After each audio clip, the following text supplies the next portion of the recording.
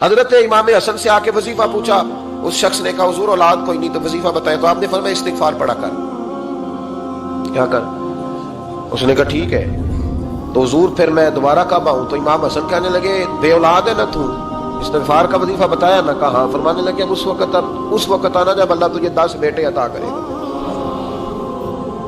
کتنے؟ 2 4 نہیں، 10 ہی کہہ دیے۔ تو حضرت امیر معاویہ رضی اللہ تعالیٰ دیکھا، کہنے لگے حسن اتنا بڑا دعویٰ؟ آپ فرمانے لگے میں نے کہہ دیا نا تو اللہ فضل کرے گا، ہاں ہاں اللہ خیر کرے گا، خیر ہو جائے گی۔ وہ شخص کئی سالوں کے بعد آیا، کئی سالوں کے بعد، تو حضرت امیر معاویہ کو بھی ساتھ لایا، کہنے لگا حضور اللہ کے فضل سے اللہ نے 10 بیٹے عطا فرمائے، پورے 10 ہی اللہ نے دیے۔ تو حضرت امیر معاویہ کہنے لگے جناب بات تو آپ کی سچی ہو گئی، پر مجھے بھی بتائیے وظیفہ کہاں سے لیا؟ فرمانے لگے قرآن پاک سے، سورہ نوح کی 10 11 12 آیت پڑھو۔ اللہ فرماتے ہیں تم استغفار پڑھو، میں تمہاری بیٹوں سے بھی مدد کروں گا، مالوں سے بھی مدد کروں گا۔ تو میں نے استغفار بتائی تھی، اور قرآن میرے اللہ کا ہے، رب کا وعدہ جھوٹا ہو سکتا؟ فرمایا 10 بیٹے ملنے تھے، میں نے کہہ جو دیا تھا۔ وہ میرے بھائیوں یاد رکھے، استغفار اللہ کی رحمت نازل کر۔ ایک ہوتا ہے خوف، ایک ہوتی ہے خشیت۔ خوف والے لوگ توبہ کرتے ہیں، خشیت والے استغفار کرتے ہیں۔ ایک ہوتا ہے خوف، ایک ہوتی ہے خشیت والے استغفار کرتے ہیں۔ نبی کریم علیہ السلام نے فرمایا میں دن میں 100 مرتبہ استغفار کرتا ہوں، دن میں۔ توبہ والا کہتا ہے کہ میں بھول گیا تھا، مجھے معافی مل جائے، اور خشیت والا کہتا ہے میرا یار ناراض نہ ہو جائے، وہ استغفار ہی کرتا رہتا ہے، وہ معافی مانگ۔ حضرت رومی نے مثال دی ہے، فرماتے ایک عورت تھی تو بھیک مانگا کرتی تھی، ایک دن بادشاہ کے دروازے پہ بھیک مانگنے گئی تو بادشاہ کو پسند آ گئی، اس نے نکاح کر لیا۔ 20 کنیزائیں اس بی بی کے پاس تھی خدمت کرنے کے لیے، روٹی دینے کے لیے، کپڑا دینے کے لیے، لیکن وہ ہر وقت روتی رہتی تھی، ہر وقت روتی۔ ایک سمجھدار کنیز کہنے لگی کہ ملکہ اب تیرا درجہ بہت بڑا ہے، تو ہر وقت روتی رہتی ہے، معافیاں ہی مانگتی رہتی ہے ہر وقت، کون سی ایسی نعمت ہے جو تیرے پاس نہیں؟ تو وہ کہنے لگی اس لیے تو روتی ہوں۔ کیا مانا؟ کہنے لگی اس لیے روتی ہوں کہ میں اس قابل نہیں تھی جو مجھے مل گیا، کہیں میرے سر کا سائیں ناراض نہ ہو جائے، وہ کہیں بگڑ نہ جائے، مجھے پتا ہے کہ میں کیا تھی اور مجھے کہاں تک پہنچا دیا، میں روتی اس لیے ہوں کہ کبھی کہیں وہ ناراض۔ حضرت عمر اس لیے روتے تھے کہ کہیں مصطفیٰ ناراض نہ ہو جائے، حضرت ابو بکر اس لیے تڑپتے تھے کہ کہیں اللہ کا فضل روٹ نہ جائے۔ یہ جو مولا علی اپنے کمرے میں بیٹھ کے زور زور سے استغفار پڑھتے، تو اس لیے نہیں کہ بڑے پاپ تھے جن کی معاذ اللہ معافی مانگتے تھے، اس لیے کہ رب رسول کہیں ناراض نہ ہو۔ خشیت تھی کہ جہاں ہم پہنچے ہوئے کہیں وہاں سے واپس۔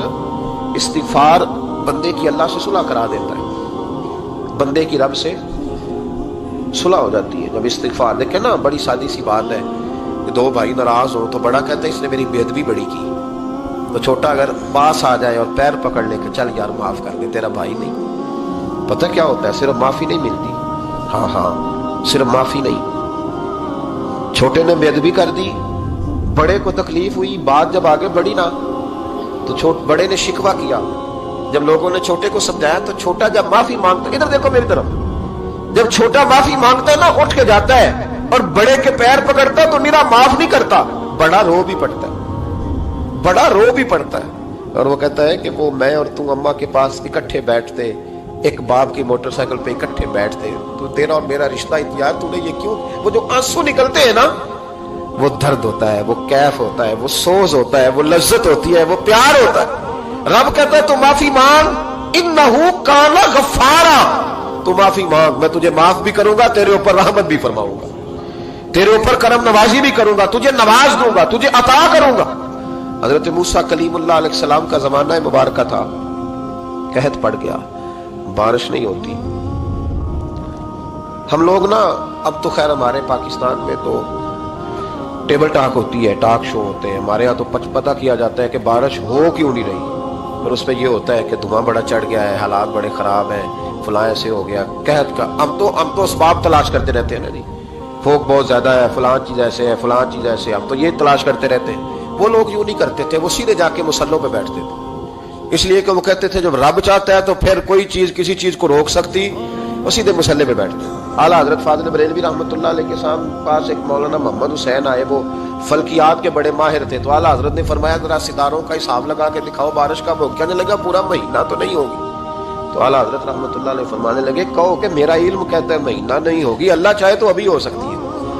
کہنے لگا جی وہ تو ٹھیک ہے پر میرا علم، وہ جیسے روز لوگوں نے پیر نیٹو سے شاہ صاحب نہیں کھولے ہوتے کہ بارش کب آئے گی، اور اس کی طرف نہ دیکھ، مصلے پہ بیٹھ، مہربانی کر مصلے پہ بیٹھ، اللہ کی بارگاہ میں حاضر ہو، اس سے معافی مانگ، اسے منا تاکہ وہ رحمت کی بارش۔ کہنے لگا جی میرا علم کہتا ہے، تو اعلیٰ حضرت فرمانے لگے پھر وہی بات، تو کہہ اللہ چاہے تو بارش ابھی، لیکن یہ جو اڑ گئے ہیں نا بیچارے، یہ اڑ ہی گئے ہیں، یہ جہاں الجھ گئے ہیں وہاں یہ لوگ الجھ گئے، اللہ ہمیں الجھنے سے محفوظ فرمائے۔ تو اعلیٰ حضرت اٹھے تو فرمایا ٹائم کیا ہوا ہے گھڑی پہ؟ کہنے لگا جی 12۔ تو اعلیٰ حضرت نے گھڑی گھمائی، اب کیا بج گیا؟ کہنے لگا 4 بج گئے۔ فرمانے لگے بج گئے نا 4؟ کہنے لگا جی آپ نے گھڑی گھما جو دی ہے۔ فرمانے لگے اللہ بھی جب چاہے تو ستارے گھما دیتا ہے، اللہ بھی ستارے گھما دیتا ہے بارش۔ کہنے لگا جی وہ تو ٹھیک ہے پر مہینہ نہیں ہو سکتی، اڑا ہوا بندہ اس کا کوئی علاج ہے جو اڑ جو جائے، اس کے لیے قرآن کہتا ہے وَإِذَا خَاطَبَهُمُ الْجَاهِلُونَ قَالُوا سَلَامًا، اسے سلوٹ کرو دور سے، اسے کو تو جان اور تیرا۔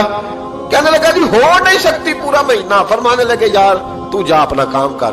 وہ شخص کہتا ہے میں نے دروازہ کھولا اعلیٰ حضرت کا، کمرے سے باہر نکلا تو تیز بارش ہو رہی، واپس آیا تو میں نے کہا احمد رضا یہ عقیدہ کہاں سے لیا ہے؟ فرمایا دروازہ مصطفیٰ سے لیا ہے صلی اللہ علیہ وسلم۔ تو یاد رکھیں کہ اللہ کو منانا چاہیے، استغفار کرنا چاہیے، اس کی برکات۔ حضرت موسیٰ ساری قوم کو لے کے نکل گئے۔ آؤ بھائی میدان میں اللہ کی بارگاہ میں استغفار کریں اور بارش کا سوال کریں، بارش مانگے۔ جب باہر نکلے دیر تک دعائیں ہوتی رہیں تو حضرت موسیٰ علیہ السلام کو رب کریم نے وحی فرمائی کہ موسیٰ آپ کی قوم میں نے ایک شخص ہے جس کو 40 سال ہو گئے نافرمانی کرتے، اس نے رب سے صلح نہیں کی۔ کتنے لوگ ہیں؟ ایک، اور 40 سال سے وہ نافرمان ہے، اس کو مجمع سے نکال تو بارش ہو جائے گی۔ اگر ایک گناہ گار کی وجہ سے بارش رک جاتی ہے، اور جہاں دروازے کھلے ہوئے ہوں، جہاں تنہائیاں خوفناک ہوں، اور جہاں تباہی اتری ہوئی ہو، اور جہاں لوگ کروڑوں روپیہ مال ہڑپ کر گئے ہوں، اور جہاں علماء کو ہاتھ کڑیاں لگا کے ٹھنڈی زمینوں پہ لٹا دیا جائے، اور قوم کہہ رہی ہو اچھا ہوا اچھا ہوا، اور لوگ پھبتیاں اڑا رہے ہوں، مذاق کر رہے ہوں، تو پھر اس قوم پہ کس طرح کر کے فضل الہی۔ اور یہ مولوی کا معاملہ نہیں، یہ تو ممبر رسول کا معاملہ ہے۔ میرے مصطفیٰ نے یہ نہیں کہا پیر میرا وارث ہے، حضور نے فرمایا عالم میرے دین کے وارث ہے۔ ہاں حضور نے فرمایا جس نے عالم کے چہرے کا دیدار کیا سمجھے میں نے اپنے نبی کی زیارت کی ہے۔ لیکن یہاں تو خیر عنوان نہیں، ورنہ میں اس پر جاتا۔ تو کہا ایک بندہ ہے 40 سال سے اللہ کی نافرمانی کر رہا ہے، وہ اگر نکل جائے تو بارش ہو جائے گی۔ حضرت موسیٰ نے اعلان کر دیا بھی ایک شخص ہے، وہ اگر نکل جائے تو بارش ہو جائے گی۔ پتہ تو ہوتا ہے نا سب کو، مجھے بھی پتہ ہے کہ میں اندر سے کیسا ہوں، اور آپ کو بھی خبر تو ہوتی ہے نا جی۔ جب بات ہو رہی ہوتی ہے تو پھر پتہ تو چلتا ہے نا کہ بات کہاں جا کے سیٹ ہو رہی ہے، پتہ چلتا ہے نا۔ اسے بھی چل گیا پتہ، اب اندر ہی اندر رونے لگا۔ اور دیکھو امام رازی اور امام غزالی دونوں نے لکھا ہے کہ اس درد سے رویا، اس درد سے کہ ادھر والے کو بھی پتہ نہ چل جائے، مجمع کے اندر کھڑا ہے اور ادھر والے کو بھی استغفار، دیکھو ادھر والے کو پتہ نہ چل جائے، اور ادھر والے کو بھی کہیں ہجوم میں غم میں بھی توہین نے ضبط غم نہ ہوئی، ہم اس احتیاط سے روئے کہ آنکھ نم نہ ہوئی۔ ہجوم میں غم میں بھی توہین نے ضبط غم نہ ہوئی، ہم اس احتیاط سے روئے کہ آنکھ نم نہ ہوئی، روئے بھی پر کسی کو آنسو نہیں دیکھنے دیے۔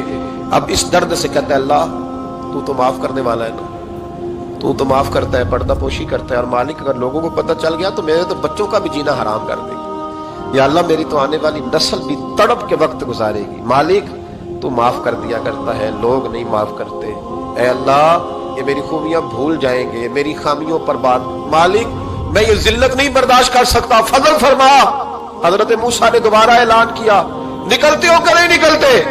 پھر تڑپا خدا بندہ مجھے بے آبرو نہ کر، یہ ذلت اور رسوائیاں یہ نہیں برداشت ہوتی، اللہ درگزر۔ حضرت موسیٰ نے تیسرا اعلان کیا نکلتا ہے یا میں پھر اس کا نام لوں، اللہ سے پوچھ کے نام لوں اس کا، بتاؤ کون ہے؟ اب تو تڑپ گیا، کہنے لگا مالک میں تیری بارگاہ میں استغفار کرتا ہوں، آئندہ نہیں کرتا، آئندہ نہیں کرتا۔ یہ لفظ ادا کیے، بندہ کوئی بھی نہیں نکلا، رب کریم نے بارش عطا کر دی، تیز بارش، جب برسی نا تیز بارش، لوگ تو نہیں دیکھ کے دوڑ گئے۔ تو حضرت موسیٰ کہنے لگا یا اللہ مجھے بھی تو بتا، تو نے کہا تھا کہ جب تک بندہ نہیں نکلتا بارش نہیں ہوگی، تو نکلا کوئی بھی نہیں، بارش ہو گئی، ماجرا کیا ہے؟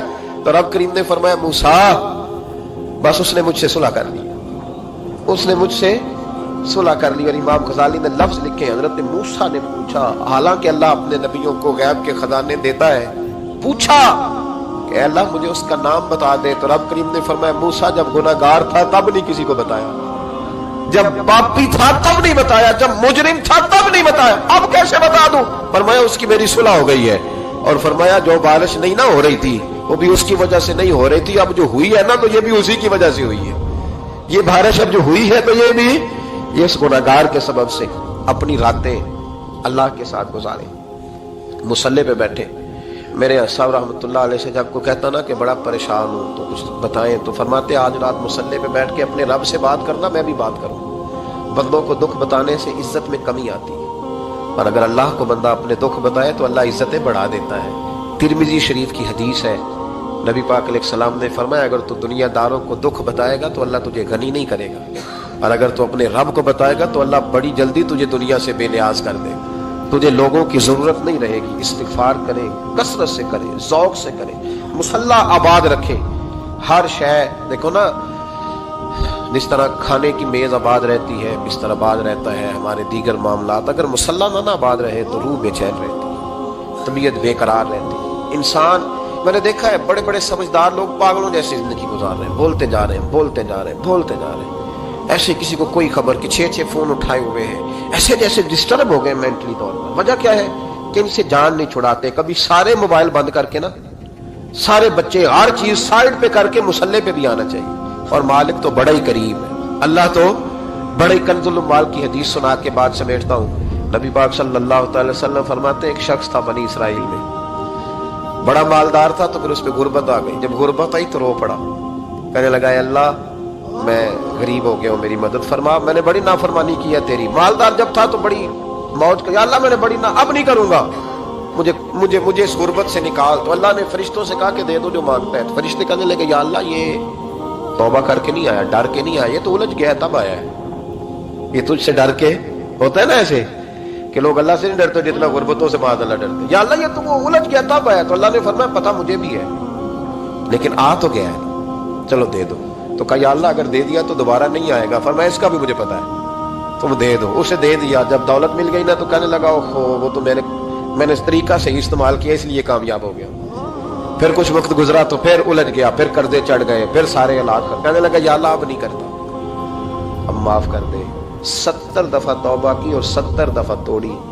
حبیب کریم فرماتے ایک دن بستر پہ تھا, آسانی تھی, 70 دفعہ فرشتوں نے کہا یا اللہ یہ جھوٹا ہے, جھوٹ بولتا ہے, یہ تو غربت ہے, یہ تو تیری بارگاہ میں آیا ورنہ کبھی نہ آتا. بیمار ہوا ہے تو آیا, اس کا تو بچہ بیمار ہوا ہے تو آیا, ورنہ کبھی نہ آتا. 70 دفعہ توبہ توڑی. ایک دن رات کو بستر پہ لیٹا تھا, دولتیں بھی تھی, آسانیاں بھی تھی. دل میں خیال آیا میں کتنا جھوٹا ہوں, جب الجھ جاتا ہوں تو اس کے دروازے پہ جاتا ہوں اور وہ کتنا قریب ہے, مجھے خالی نہیں لوٹاتا. تڑپ اٹھا, آنسو نکل گئے, اٹھ کے مصلی پہ کھڑا ہوا. تو رب کریم نے فرشتوں سے فرمایا کھول کے دیکھو دروازے, آج یہ غربت کی وجہ سے نہیں آیا, آج میرا بن کے آیا ہے. تو یا اللہ پہلے تو دولت دیتا تھا, آج کیا دے گا؟ تو محبوب فرماتے اللہ فرماتے اب میں اسے بغیر حساب کتاب جنت عطا کروں گا. استغفار کریں, اس کے حضور حاضری دیں. جس طرح سارا کچھ چھوڑ چھاڑ کے لوگ کہتے ہیں کہ 1 مہینہ میں نے کسی سیاحتی مقام پہ رہنا ہے, میں نے اب کسی ٹھنڈے علاقے میں چلے جانا ہے, برف باری دیکھنی ہے, سیر کرنی ہے, 10 دن کی چھٹیاں وہاں گزارنی ہے. چلو 7 چھٹیاں وہاں گزار لو, 3 دن اپنے اللہ کے ساتھ گزارو. روزے رکھو, دن کو رات کو قرآن شریف پڑھو, تلاوت, کچھ وقت دو اللہ کے ساتھ حضور پر درود و سلام بھیجنے کے لیے, نبی پاک کی نعت کے لیے, اذکار کے لیے, بزرگوں کے لیے. پھر دیکھنا اللہ روح کو کتنا سکون دیتا ہے. آخر دعوانا الحمدللہ رب العالمین.